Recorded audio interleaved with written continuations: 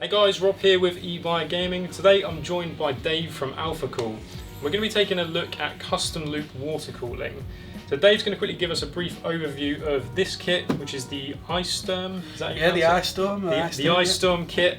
So we're going to look at what's included in the kit and then take you guys through a first look at soft tube water cooling. Yeah, so everything that's in the kit, as you say, is everything you need for CPU water cooling. Yeah. You've got a radiator to radiate the heat.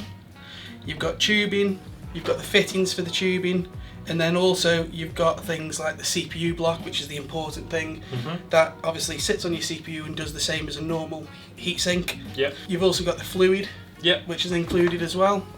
You've got tube cutters, and you've also even got quick disconnects. So what you can do in the future is, if you want to add a GPU block in, but you're a bit wary about taking the whole loop apart and redoing it, you just use the quick disconnect, undo it, plug it back in, and you won't have any leaking fluid anywhere. Cool, sounds good. Alright, so what we're going to do, guys, is get started on this, and we will walk you through the whole process of setting up a custom loop water cooling kit. So the first thing we're going to do is install the CPU block. This is the Alphacool Eissturm XPX, and basically it comes like this. The first thing we do is put on the right CPU mount and click that together and just check that that's going to go there. Ah, perfect. Next, peel off the little stickers, and this will hold the backplate onto the motherboard. Line up the holes and push it through. If you put it on a box to do this, it makes it a little bit easier, because even though it has got the sticky pads on, you can knock it and knock them off, so it just helps you out a bit. Make sure you do remove the plastic. I have done it before where I've put thermal paste on and not removed that, so it is important to do. So the next job is put the screws through with the springs and the washers. And to keep it easier for you, we've put some nuts in as well, which you can just tight at the back and just keeps everything held together. So once you've done that, you can actually turn it whichever way round and nothing will fall out. So next, put some thermal paste on. We don't want to put too much on, but also putting a bit more on is better than not enough. So that's about enough. That looks nice. And then it's the cooler itself. Make sure all the holes line up and do opposite corners. Finally, we've got some little rubber grommets that you pop over the screws, and then finally after them we've got some caps, metal caps, that just hide everything that's nasty and make it look pretty.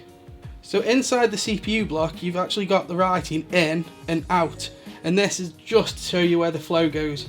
So the flow must go into this side and out to this to make sure the CPU block works at its highest performance. The pump has also got in and out, so the water's got to go in this side and out this side. So logically, we'll go from the pump and reservoir into the CPU block, out of the CPU block, then we'll go into the radiator and then back into this. And that's the best way we can do it, so that's what we're going to do. The Alphacool logo does light up, and all you need to make it light up is a fan header. So we'll just pop it into this one up here. It's nice and out the way, and then we can hide the wire a bit. So next, we'll prep the radiator. And the radiator we've got here is 240mm. We've got space for two 120mm fans, and it's 45mm thick. We're going to be using the Alphacool fans that are actually made by Be Quiet. These are the Silent Wing 3s. And all you have to do is put the fan on the spaces, drop your screws through, and make sure they go in. And as with everything, if you do everything in opposites, it's a good practice to make. You get two sizes of screws inside the pack. You've got 30mm screws and 35mm. If you're going through a thick case, use 35mm screws. If not, use the 30mm. The radiators have got a little bit of metal on the inside of them to stop you over tightening the screws as well, so you don't puncture the radiator but do be careful with them.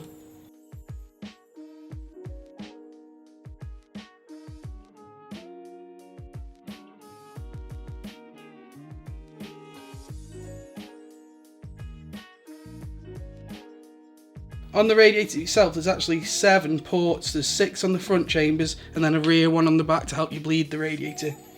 Usually you'll only ever use 2 of them, so you get a load of stock fittings, and what you want to do is just put them into all the ports that you're not going to use. Make sure they're tight, and you can use like a coin or something to ensure they're nipped up, but don't over tighten them. It's the O-ring that stops the fluid coming out rather than the tightness of the fitting. Perfect, that's the radiator prepped and ready to go. So what we've done, we've prepped the radiator and we've just taken it outside and flushed it through. We've used warm water first just to get all of the little bits out that might be in there from manufacturing, and then we've just ran some deionized water through. Make sure that you do wipe off all the excess before you put it inside your PC, because obviously you don't want anything dripping on any components. So we've done the CPU block, we've done the radiator and the fans, so now it's the reservoir and the pump. We've already connected this together for you and it's all done. So really, the next job is just to put all the tubing together. To attach the tubing to the fitting, first remove the ring off the fitting, put it over the tube, push the tube onto the fitting and then tighten it up tight. Now that's the same whether it's a straight fitting like this or a 90-degree fitting like this. It's exactly the same. There's also quick disconnect fittings included, and the tube just tightens into that like so. But if you do want to add another block or another radiator in the future, you can disconnect this and straight away you can add something else. Now this will let out 1 or 2 drops of water, but a little bit of tissue or something like that and it'll clear straight up. But other than that, it won't let any water out. It's got a one-way valve on, so water can pass through but not come out. So the first thing we're going to do is put fittings onto each inlet and outlet.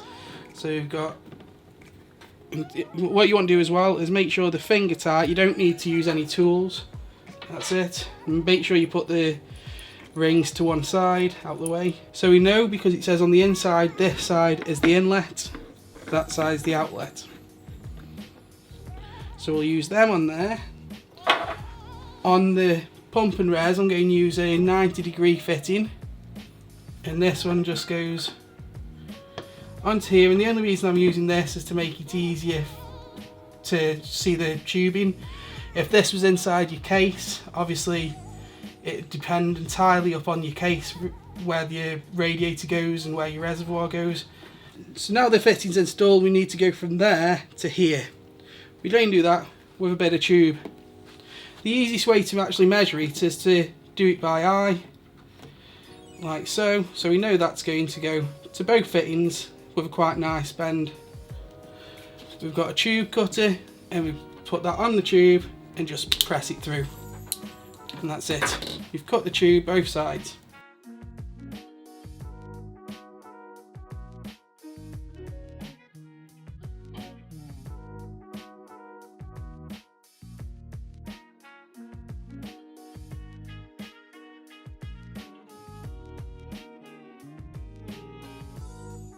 So first job, we'll plug the fans in. We actually give you a nice little cable to split the fans, so you only need one header. So we'll plug that onto the CPU port, and then we'll just plug both fans into this. One of the things we include in the Eissturm is one of these. Now this is just a 24-pin jumper plug, and this gets plugged into 24-pin cable like so. What this does is allows you to power Molex devices, such as our pump, without powering anything else on the motherboard. So you can still leave the 8-pin connected for your motherboard, you can still leave your PCIe connections in for your graphics cards, but as long as this is unplugged and this jumper's on, the motherboard won't power up and your graphics card won't power up. So if you do have a little leak and it drops onto something, you're not going to fry anything. Okay guys, so now we have obviously connected up everything for the custom loop, and the final stage of this is to put the fluid in itself. So on the front of the reservoir there's a little pull out bit, as you can see here, and that's where we're going to put the liquid into. Put the funnel in, and then at this moment in time, nothing's plugged in, so don't plug anything in like before you turn it on. Like if you want you want the fluid in, you want the pump with fluid in before you put any power to it, because you don't want ever to run the pump dry. Okay. So everything's disconnected at the moment and the power supply's off, and then if you tip some fluid in, so if you fill it up, but go steady, obviously the bubbles have to come out the same way as we're going in, because we haven't opened anything for that. So at this point you want to make sure you're not overfilling this. Yeah, you've got to go quite slow. Yeah, just trickle it in and like fill up, and that should be enough. Yep. I think for now. Now we've got the fluid in the reservoir, all we need to do is put the 24-pin jumper cable on, and this means that the Molex will be powered when we turn the power supply on, and also plug the pump into the Molex cable. Next we just flick the switch on the power supply, and the fluid goes round and the bubbles go from the radiator and the CPU block into the reservoir. If there are loads of bubbles and there's loads of air in the reservoir, just keep on topping it up with water, make sure there's none left, and yeah, that's it really. If there's any leaks, it doesn't matter too much because nothing's plugged in, only the pump, so just wipe them up and then fix the leak. Usually it's just a fitting that's loose or something like that. It's not usually anything too drastic. But yeah, that's a water-cooled loop outside of a case. Perfect. Thank you, Dave, for taking us through that. So there you go, guys. That is an introduction to custom loop water cooling, obviously with soft tubing. Long term, we are planning to do some more videos alongside the guys at Alphacool. So if there's anything else that you want us to show, if there's anything in particular you want me and Dave to go through or kind of explain, let us know in the comments below, and we'll look at getting a video together for you. So if you guys like the look of the kit you've seen today, then these are available on ebuyer.com, so there'll be a link in the description for that if you want to go and have a look at it. And if there's any of the other kits that we've got that you want to see us try out, then let us know in the comments and we'll do that for you. So if you're interested in seeing more Alphacool products, make sure you follow them on Twitter, which will also be in the description. Other than that, thank you, Dave, for joining us today. Thank you very much. Very appreciated. It was great for me to finally see how this is done, because I've never seen it before as well. So I'm just as in the dark as probably most of you guys when it comes to custom loop water cooling. But from what I've seen today, this kit is a really good place to start if you're looking at getting into it. So yeah, thanks for watching, guys, and we'll see you next time.